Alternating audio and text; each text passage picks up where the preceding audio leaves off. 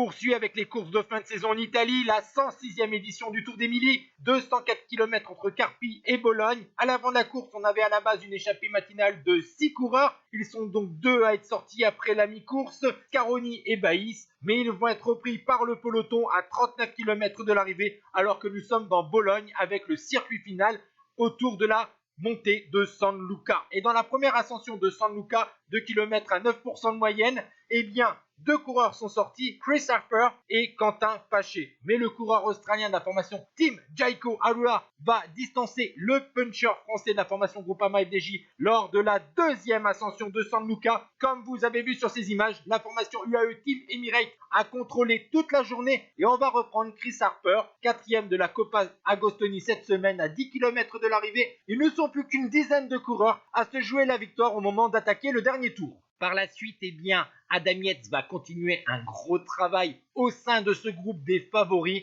Et on va attaquer maintenant la dernière ascension de la montée de San Luca, où Tadej Pogacar, dans le dernier kilomètre, avec des rampes à plus de 10% dans cette ligne droite, le long des remparts, va accélérer. Il est suivi par le champion du Venezuela, Richard Carapaz, Enric Mas, Vlasov qui a réussi à rentrer, et bien sûr, Primož Roglič. Simon Yates, Michael Woods vont réussir à revenir dans ce dernier kilomètre, alors que Primož Roglič a accéléré à 300 mètres de la ligne. Pogacar n'arrive pas à suivre l'accélération de son compatriote et finalement le Slovène Primož Roglič, qui quitte la Jumbo-Visma à la fin de la saison, vainqueur en 2019 et 2021, va remporter pour la 3e fois le Tour d'Émilie. C'est sa 80e victoire en carrière. Il devance Pogacar, 2e comme l'an dernier, 3e Simon Yates, tandis que vous voyez le reste du classement. Ciao tout le monde.